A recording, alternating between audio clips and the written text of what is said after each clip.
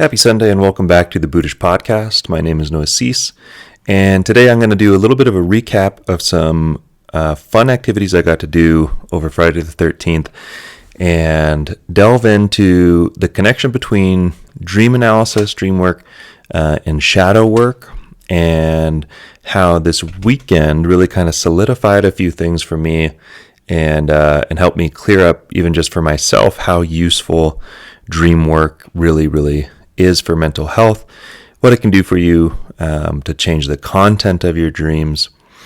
And we'll maybe get into some interesting wordplay.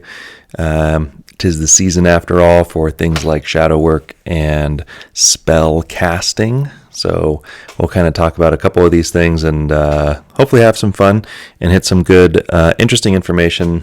And like I said, some takeaways that I had from a wonderful weekend. Friday the 13th of October. So exciting, very fun. And then followed by a solar eclipse on the next day. So magic is definitely in the air. It's definitely out there.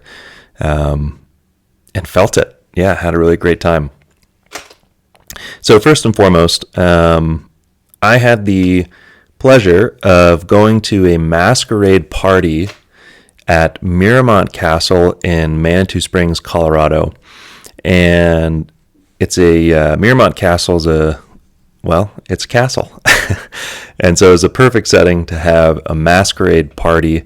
And I had reached out to this group that I found online, and they were having tarot readers and psychics there. And I had just said, hey, I do dream analysis. I'm a clinician.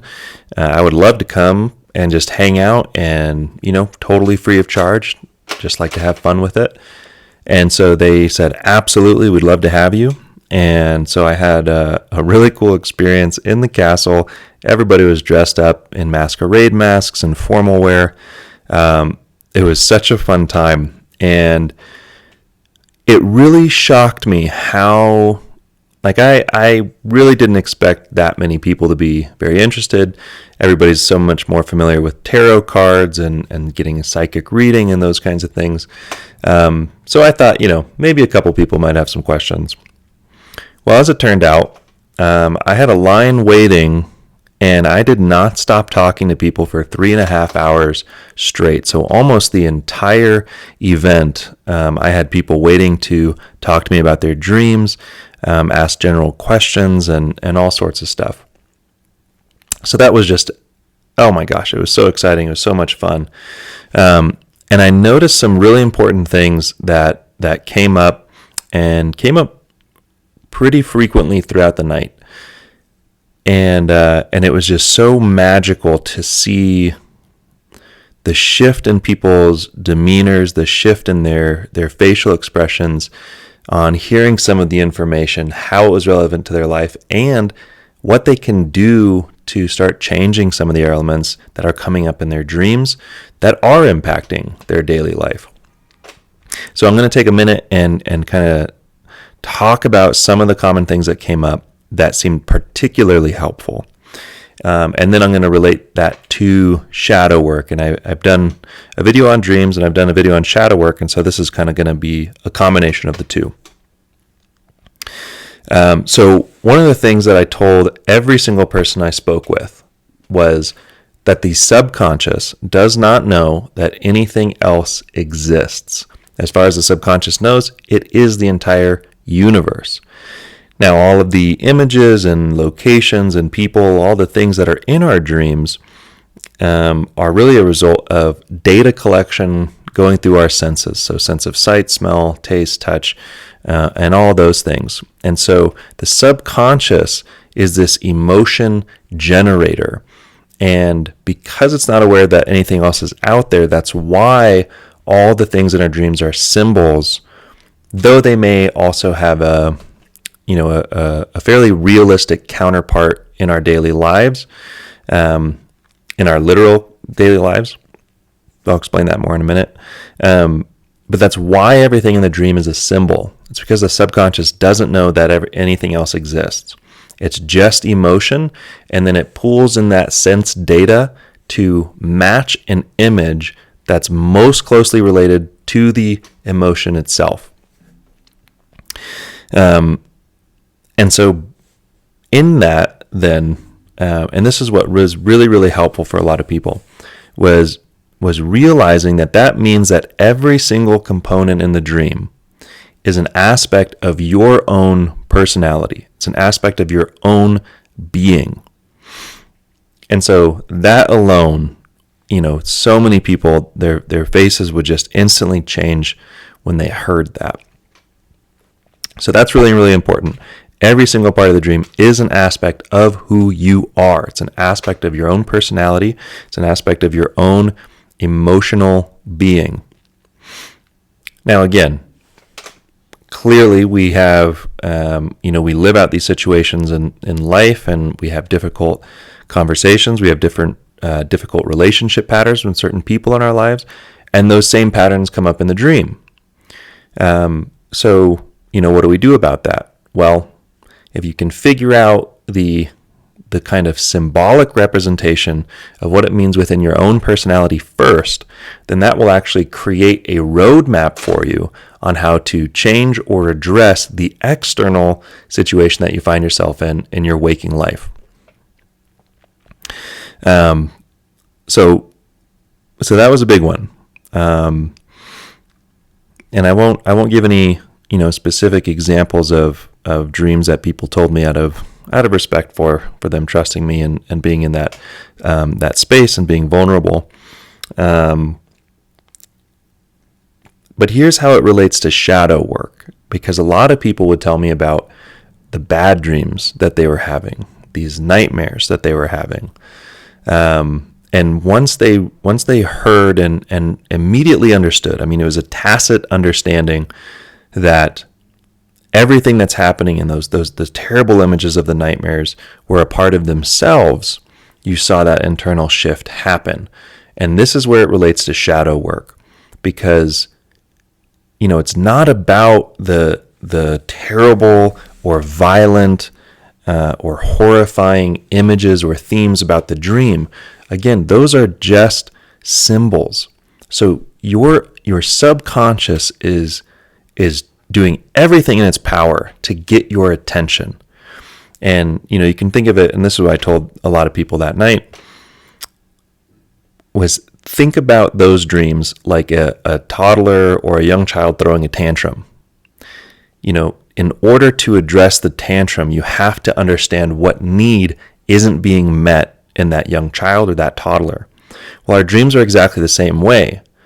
Our subconscious is trying to get our attention, and the best way that it can do that is by throwing these intense, horrifying and terrifying images to us. But again, it's not about the images themselves, because like I said, these are all symbols. So we have to break down what those symbols mean to you on an individual level and understand the emotional components, the emotional needs of your own being that are not being met. So another one of these things was that piece, but also how this ties into a lot of negative self-talk that people have with themselves, just on a daily basis, telling themselves, I'm not good enough, I'm not worthy, I'm not smart enough, I'm not pretty enough, I'm not strong enough, etc., etc., etc. That inner critic, a lot of people in like cognitive behavioral therapy, they work on stopping that inner critic. They work on ignoring it or shifting focus. And I think that can be very helpful, especially kind of in the moment when you're trying to get things done. However, just like the nightmares, your inner critic is trying to get your attention. What it's saying isn't true, but the fact that it's saying something intense and repetitively over and over is a sign that your subconscious is trying to get you to pay attention to yourself, to an unmet need. So you can think of the inner critic, the negative self-talk that you run through on a daily basis, as the same function as bad dreams, and then by extension, dreams more broadly. Your subconscious, in all cases, is trying to get you to pay attention so that you can unpack a deep need, a deep desire within yourself a part of your personality that needs attention and care. And so once I was able to kind of explain that to some of these wonderful, wonderful people that I had an absolute pleasure talking to, you could see another shift occur. So the first one being that everything in the dream, everything in the subconscious is an aspect of who you are. It's an aspect of your own personality. That was one big shift.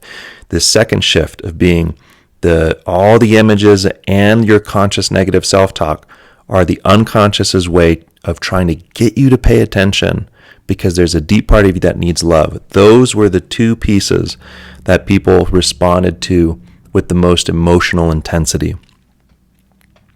And the second half of that, I think, was so powerful for so many people because then it came with the realization that they're not powerless, that the nightmares that they have, the negative self-talk that they have, they're not just at the mercy to, they're not passively experiencing these things without an option of moving forward.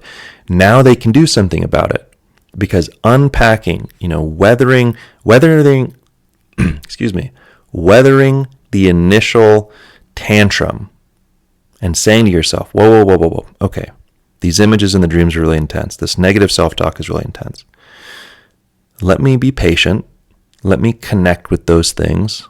And I'll ask them, hey, I'm here. Okay, you wanted my attention. You have it. I'm not going anywhere. You don't have to yell anymore. What is it that you need from me? How can what need is going unmet that I have been ignoring? And I'm sorry that I've been ignoring you. So now you can shape the internal dialogue with yourself into this one of a parent-child relationship. Again, the inner critic or these frightful dreams, view them as a child throwing a tantrum, and you can parent that tantrum. You can parent that child through, like, okay, I'm here. I'm not going to leave you just because you're yelling and you're scaring me. But I'm also not going to take what you say and what you show me at face value, because there's something else going on behind this facade. And now I'm tuning in, and I'm sorry that I was pushing you away. I'm sorry that I was ignoring you before, but I'm here now. And I want to know how I can help you. And that has an incredible transformative power. These aspects of our personality that we dislike or that we wish not to have, we see them come up through our own self-talk. We see them come up through the way that we react emotionally to what people say, what people do, how we feel about anything that we interact with in the world. If you have an intense negative reaction to something, that is your shadow. And that's how you connect to that shadow, is by going inward and saying, okay, why was it that I responded so badly to that? Why did I get so defensive or aggressive or mean or whatever, whether that's to someone outside of yourself and your life, or even to yourself. Both of those, the intense reaction to things that is your shadow trying to stand up for you because that part of you has just been trampled over for so long. And so by doing shadow work, by connecting to those pieces and saying, okay, it's not about the tantrum, it's about some deep need of mine that's not being met. It's about some personality aspect of myself that I have not integrated well enough. Maybe I'm not standing up for myself. Maybe I'm taking on too many responsibilities for other people. Maybe I was made to feel ashamed of something that I'm actually pretty proud of. All of these kinds of things. And we're all experiencing them at different levels. So again, going back to the dream work, when you have a dream that you remember, make a table, and in each vertical column at the top, put one element of the dream. And then underneath that one element, write down the first 10, 12, 15 associations that come up for you that register as true or relevant to that initial element. And then as you do that, you're going to have, maybe one or two or even three things that really click. They're like, yes, that's exactly what that means. And then you circle that. And then you go through each element as you go, and circling the ones that really register. And now you can tell yourself a new narrative of the dream or the nightmare that gets beyond the superficial images, that gets beyond the symbol and into what the symbol represents, into what the images are trying to portray about your own internal dynamics, your own internal struggles, or your own internal cycles of repetitive, mistakes, or not caring for yourself, or any number of things. So that's how shadow work and dreams come together, and that's really a great way of breaking down your dreams and figuring out what's really going on with your own personality, with your own emotional core and your own emotional being. By dissecting your dreams, you're figuring out what needs you have that aren't being met. And this is really important because people go outside of themselves to get their needs met. They look for connections in other people, or their careers, or hobbies and things like that. And those are all important parts of life. However, when developing and looking for, self-fulfillment, the building of your own internal state of being, of confidence, of integrating your authentic personality, you can't go outside of yourself for that. That's all internal work. And again, the dream will point the way. If you dissect it, it'll let you know what needs you have that aren't being met. And then from there, once you know what need you have a longing for, then you can begin to connect to that within yourself. You can literally, if I need more love, I can go within and say, okay, Noah, we have a lack of love. So I'm going to talk to the piece of me that feels like it is unloved. And I'm going to ask it, what do you need from me? I'm so sorry that I've been ignoring you. It wasn't my intention. I'm here now and I'm listening. And I want you to tell me what I need to do so that you no longer feel unloved. Now, just like a child who is being ignored, maybe that part of you or part of me would act up and yell and curse and berate me and on all these things. And that's fine. That's fine, because knowing now that it's just a need that needs to be met, and thinking of it in terms of this kind of temper tantrum, I can weather that. I'm like, okay, I hear you. I'm sorry. I'm sorry that I didn't take responsibility sooner. I'm trying to now. I'm not going to leave you. So please tell me what you need. So you can have these kind of internal dialogues with every single part of who you are, every single emotion that you feel, every need that you have, every desire. You have to. I mean, you have to be able to connect to these things within yourself after you identify what they really are. And then as you start to have those conversations with yourself, as you start to identify a plan of reconnection and meeting the deep needs that you have, well, then your dreams start to change because your consciousness starts to change. Your subconsciousness starts to change. And then the way that you're interacting in the world starts to change. And then when you see someone else have a horrible, overt reaction to you or to someone else or to the news, now you can sit back and say, I know exactly what that is. That person's shadow just leapt out of them. And you'll know that and you can recognize that because now you've recognized that in yourself. And you recognize when it comes out of you and your own reactions. And so all of things are relevant. They're all deeply, deeply tied to one another.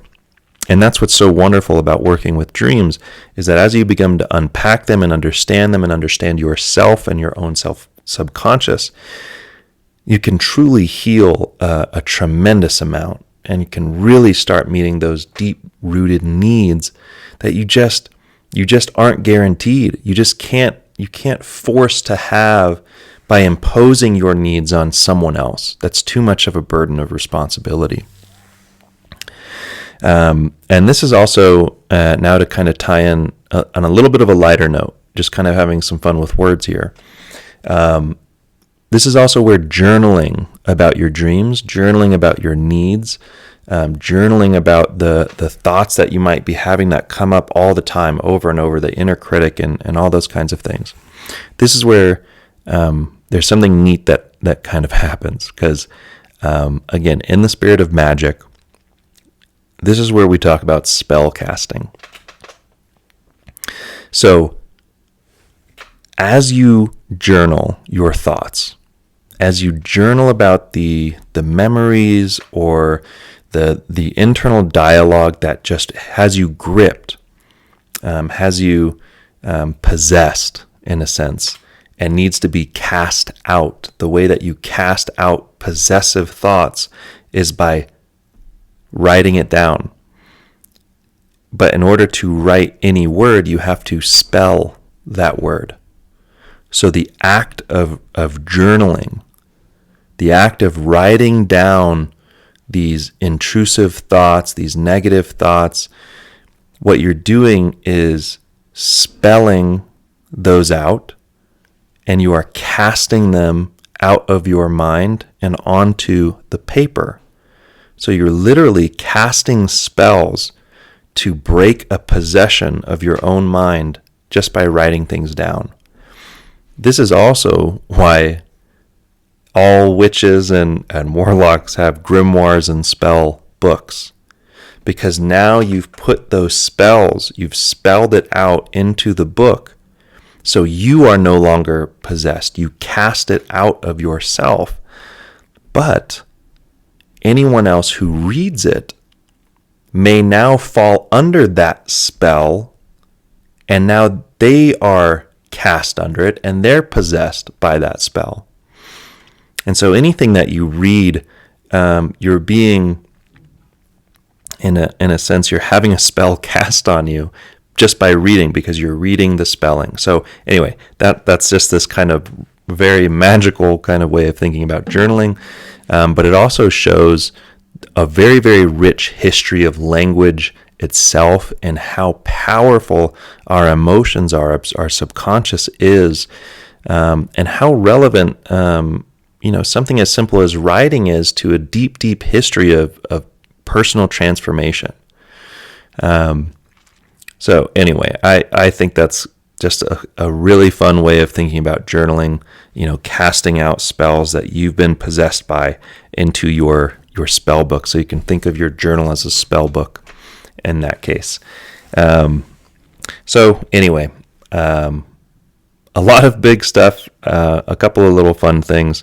Again, I just had such a wonderful time, and it really shocked me, again, just how many people were deeply interested in dreams, deeply interested in understanding their dreams, and how powerful their emotional responses were to learning that everything in their dream is about their own personality, their own emotional being, and that it's not about the images. It's about what they represent and what they're telling you. They're just trying to get your attention to pay attention to a need that is so deep and just not being met. So again, it was just a wonderful weekend, and I wanted to share some of the highlights and share some of the takeaways, and how it has continued to evolve, again, from those other two videos that I did on the shadow and on dreams. And then, just end with a little bit of fun wordplay on what it is to spell. So that's all I have for today. Happy Sunday. I hope you had a spooky, in a good way, Friday the 13th, and I hope the rest of your October is as magical as this last weekend was for me. So again, drop a comment. Let me know if there's any topics that you are interested in terms of mental health, the subconscious, any further things about dreams. I'm happy to explore anything, religion, all of it. So let me know. Drop a comment below. And once again, thanks for stopping by.